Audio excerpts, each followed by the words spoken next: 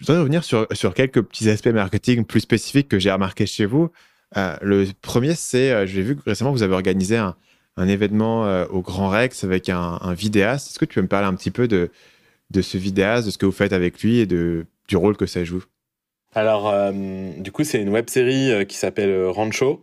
Rancho, c'est un personnage qui est joué par Enak Gavaggio, qui est un, un ancien skieur cross, qui a créé ce personnage, qui est un skieur qui teste tous les skis dans toute leur largeur sur plein de surfaces différentes, et qui va à la rencontre d'athlètes. C'est une web-série qui fonctionne super bien en France, qui est sans doute la web-série la plus suivie.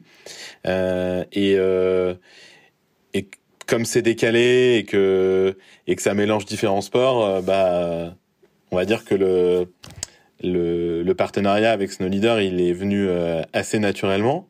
On leur a aussi créé une marque qu'on gère sous licence avec eux pour pouvoir vendre des produits dérivés et décalés qui correspondent à l'image de la série. Et pour continuer de faire des choses innovantes et décalées, pour la quatrième année, je crois, de notre partenariat, on a décidé de co-organiser avec eux une diffusion de l'ensemble de la nouvelle saison au Grand Rex. Euh, pour avoir un événement de lancement de saison à Paris où se trouve quand même la majorité de nos consommateurs et voilà, de faire quelque chose de différent, d'atypique et euh, et eux avaient pas forcément les ressources pour pouvoir organiser une telle soirée, donc on l'a organisé avec eux pour pouvoir donner un peu plus de corps à l'événement, quoi. Et c'était vraiment cool. On a réussi à réunir un peu plus de 1500 personnes de mémoire. Et il y avait une super ambiance parce qu'on a fait une soirée derrière où les gens pouvaient discuter. L'idée, c'était à la fois de pouvoir voir en exclusivité cette nouvelle saison, mais toujours de partager un bon moment, de pouvoir échanger avec la communauté montagne. Et, euh, et c'était vraiment cool. C'était vraiment un super moment. Donc eux, ils avaient déjà commencé leur web série. C'est pas vous qui étiez à l'origine, mais vous êtes venu, vous avez fait, on va sponsoriser les vidéos, c'est ça? On va vous filer peut-être du matos. Voilà, on a fait du billboard sur les vidéos D'accord. et on a lancé la marque en même temps. On voulait pas, c'est pas dans notre façon de faire de juste mettre un logo et de Hmm. dire on donne du budget pour pouvoir aider à la production de la série. Ça, c'est vraiment pas notre façon de faire. Donc il fallait qu'on trouve quelque chose de différent et de cool. Et donc dès le lancement, on a lancé cette marque de produits Rancho. Donc il y a son fameux bonnet qui est un réplica d'un bonnet un peu de Teletubbies très atypique, qui est le bonnet le plus vendu sur le site, hein, quand même. Et parce que les fans de la série, ils s'identifient vachement aux personnages et qui sont ravis de pouvoir montrer leur appartenance à cette communauté en ayant ce bonnet-là. Et donc, du coup, on était revendeur exclusif de ces produits. On a aussi incité les marques qui travaillaient avec Rancho à développer des produits en co-branding. Donc, il y a notamment Jules Beau qui l'a fait avec une paire de lunettes et un masque dédié Rancho.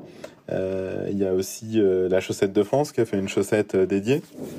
Et c'est des produits qui fonctionnent super bien et qui ont permis aussi à la web-série d'avoir les moyens d'améliorer la qualité de leur production, parce que pour eux, c'était du revenu additionnel qu'ils n'avaient pas forcément anticipé dans leurs outils de financement, quoi. Donc t'as pas seulement mis des vidéos sponsorisées, tu as aussi largement élargi, eux, leur champ d'action et ce qu'ils pouvaient faire, parce que créer son propre produit quand tu es vidéaste, c'est beaucoup de boulot, surtout si tu pars de zéro. Tu leur donnes un raccourci pour mettre tout ça en vente, pour le créer, pour avoir les aspects logistiques, fabrication, etc. Exactement, on a essayé. C'est notre façon d'être partenaire, et c'est ce qu'on fait avec les différents athlètes qu'on a sous contrat. C'est vraiment de leur donner les moyens d'améliorer leur notoriété, d'améliorer leur nombre de followers ou leur nombre de vues. Et pour le coup, avec Rancho, on a vraiment exploité un peu toute la palette d'outils qu'on pouvait avoir, du merchandising, du produit, de l'événementiel, du relais de diffusion des vidéos. Et pour le coup, tout le monde est content parce que nous, on est un de leurs plus gros partenaires et on en retire de la visibilité.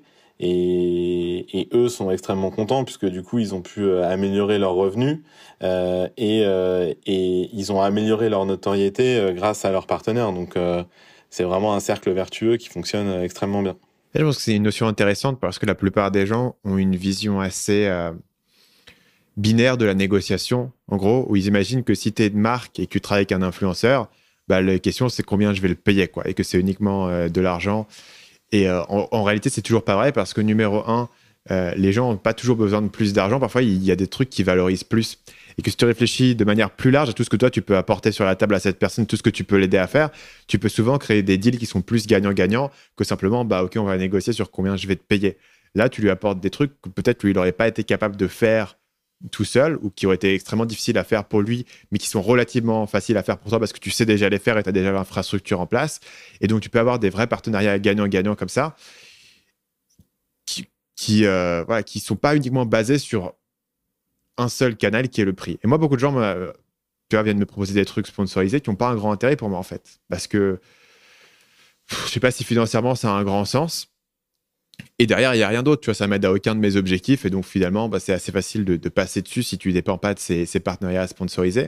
Alors qu'inversement, quand tu commences à réfléchir de manière un peu plus transversale à ce que tu peux apporter, à toutes les manières dont tu peux apporter de la valeur aux gens, souvent, tu découvres qu'il y a des trucs qui sont peut-être plus importants pour eux que le paiement cash en jour 1. Bah, ce que tu dis est très juste et s'applique dans plein de domaines différents.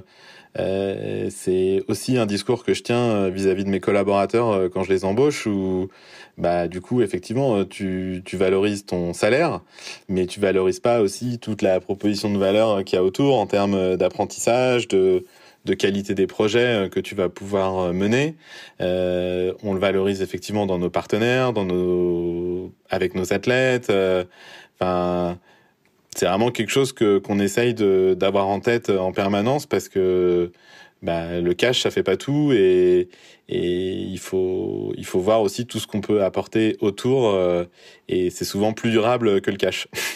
Ouais.